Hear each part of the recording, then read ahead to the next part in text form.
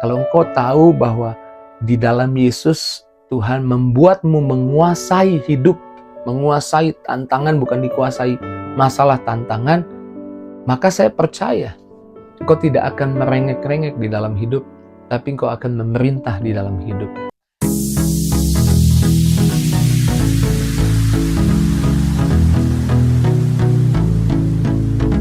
Puji Tuhan, bergabung lagi di Morning with the Word di YouTube channel saya, Mario Marcelo. Dan pagi hari ini saya percaya setiap kita sepakat untuk tidak mengandalkan kekuatan kita.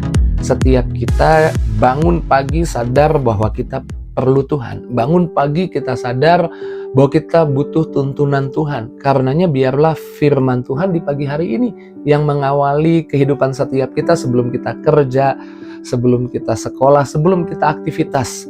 Saya mengajak setiap kita ambil waktu renungkan firman Tuhan. Ada renungan yang saya rindu bagikan di pagi hari ini. Kadang-kadang tercetus di pikiran kita mengapa Tuhan tidak menghentikan semuanya ini. Ada perkataan atau pikiran di pikiran kita, di hati kita, mengapa Tuhan tidak menghentikan semuanya ini.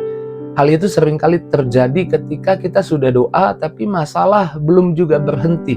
Ketika kita sudah doa, tetapi tantangan belum juga berhenti. Mengapa Tuhan tidak menghentikan semuanya ini? Dan kita berpikir Tuhan tidak mau pakai kuasanya untuk kita menghentikan semuanya ini. Jangan salah bahwa Tuhan berkuasa. Ya dan amin. Tuhan pegang kendali atas dunia ini, ya dan amin. Tetapi ketika Yesus datang buat kita, mati buat kita, bangkit, dan naik ke surga, curahkan rohnya, dan rohnya sekarang ada di dalam kita. Yesus telah memberikan kuasa itu kepada setiap kita. Alkitab katakan apa yang kamu ikat di bumi, terikat di surga. Dalam Amplified Bible dikatakan, yes on earth is yes on heaven, in heaven. Ia di bumi, ia di surga. Jadi berhenti menunggu Tuhan menghentikan semuanya. Tapi mulai gunakan kuasa yang Tuhan sudah berikan buat setiap kita. Alkitab yang menulis, Alkitab yang memperkatakan itu di dalam Lukas 10 ayat 19. Sungguhnya aku telah memberikan kuasa kepada kamu untuk menginjak ular dan kalajengking, dan kuasa untuk menahan kekuatan musuh sehingga tidak ada yang akan membahayakan kamu. Kuasa untuk menginjak ular dan kalajengking. Ular dan kalajengking identik dengan binatang atau hewan yang memiliki bisa mematikan. Kalau terkena bisanya kita bisa mati. Masalah tantangan yang bisa mematikan. Tuhan berkata kamu bisa injak di dalam nama Yesus. Bahkan kamu diberi kuasa untuk menahan kekuatan musuh. Dan pekerjaan iblis adalah membuat kita buta akan hal ini, membuat kita tidak tahu akan hal ini. Karena kalau kita tidak tahu akan hal ini, maka itulah yang kita lakukan. Kita menunggu Tuhan menghentikan semua. Padahal Tuhan memberikan kuasa di mulut kita, di hidup kita, untuk menghentikan semuanya itu di dalam nama Yesus. Kita bisa berdoa, sakitku sembuh dalam nama Yesus. Hutangku bisa lunas dalam nama Yesus. Aku pergi hari ini, Tuhan buka jalan. Dan kita bisa memerintah dalam hidup. Tapi kalau kita lupa atau kalau kita buta, kalau kita tidak tahu apa yang Tuhan sudah berikan buat kita, ya tidak mustahil, no wonder, tidak heran kalau kita tidak menggunakan kuasa itu. Tapi pagi hari ini Tuhan mau katakan, berhenti berpikir mengapa Tuhan tidak menghentikan semuanya ini. Kalau pikiran itu terus ada di pikiranmu, kau tidak hidup dalam kuasa, dan tiap waktu kau akan hidup dari kekalahan demi kekalahan. Tapi pagi hari ini Tuhan mau kau hidup dari kemenangan demi kemenangan. Tuhan memberikan kuasa kepadamu. Kalau engkau memerintah dalam hidup, saya percaya engkau berhenti merengek dalam hidup. Mengapa Tuhan enggak menghentikan semuanya ini? Kalau engkau tahu bahwa di dalam Yesus Tuhan membuatmu menguasai hidup, menguasai tantangan, bukan dikuasai masalah tantangan, maka saya percaya engkau tidak akan merengek-rengek di dalam hidup, tapi engkau akan memerintah di dalam hidup.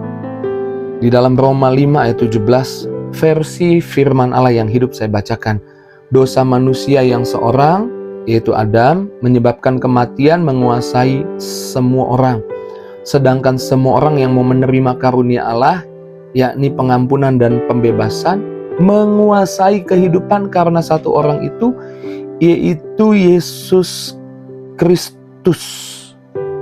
Bangkit, sadari anugerah yang kamu punya, menguasai kehidupan, menguasai tantangan karena Yesus. Jadi posisimu di atas, bukan di bawah.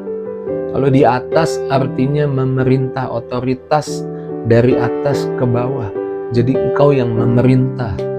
Kalau kau tidak tahu ya, engkau jadi di bawah, dikuasai kehidupan. Tapi sadari hari ini karena engkau ada dalam Yesus, kau menguasai kehidupan karena Yesus. Dan ketahuilah Tuhan itu baik. Jadi Tuhan bukan tidak mau menghentikan masalahmu, tapi Tuhan mau kamu menggunakan kuasa yang Tuhan sudah beri di hidupmu. Yakobus 1 ayat 17 katakan, setiap pemberian yang baik dan setiap anugerah yang sempurna datangnya dari atas, diturunkan dari Bapa segala terang, padanya tidak ada perubahan atau bayangan karena pertukaran. Tuhan yang baik, iblis yang jahat. Iblis yang memukul Ayub di kisahnya Ayub, tapi Tuhan yang memberi perlindungan, yang memberi kekuatan, yang memberi yaitu kuasa untuk kita sampai di tujuan Tuhan buat hidup kita. Bukan Tuhan yang mengirim badai, tetapi masalah terjadi supaya kita belajar menguasai kehidupan. Masalah datangnya bukan dari Tuhan. Kehidupan yang seringkali membawa masalah. Tantangan dibawa oleh kehidupan ini, tapi bukan dibawa oleh Tuhan. Tuhan membawa perlindungan di hidupmu. Tuhan membawa kuasa. Tuhan bukan sumber masalah. Tuhan sumber perlindungan. Yesaya 25 ayat 4 katakan seperti ini. Sebab engkau menjadi tempat pengungsian bagi orang lemah. Tempat pengungsian bagi orang miskin dalam kesesakannya. Perlindungan terhadap angin ribut. Naungan terhadap panas terik. Sebab amarah orang-orang yang gagah sombong itu seperti angin ribut di musim dingin. Tuhan bukan sumber masalah, Tuhan sumber perlindungan, sumber kekuatan, sumber damai sejahtera. Tuhan melindungi kita, amin.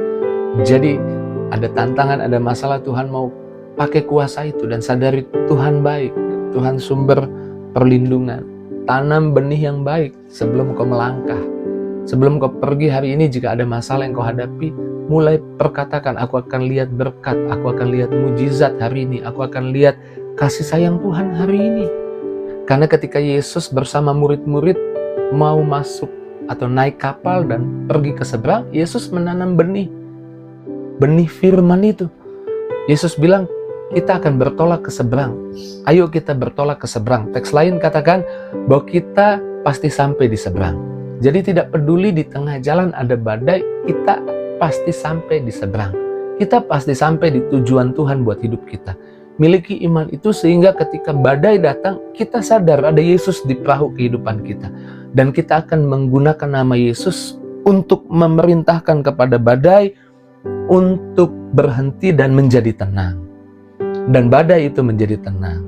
Bahkan Alkitab katakan di kisah Yesus menghentikan badai, laut itu menjadi teduh sekali. Hidupmu menjadi sangat teduh. Dan saya percaya orang bijaksana, orang berhikmat, saudara, dan saya pakai hikmat Tuhan, itu sekali lagi tidak dikalahkan badai. Alkitab bilang ada 2 orang membangun rumah. Yang bijaksana membangun rumah di atas batu.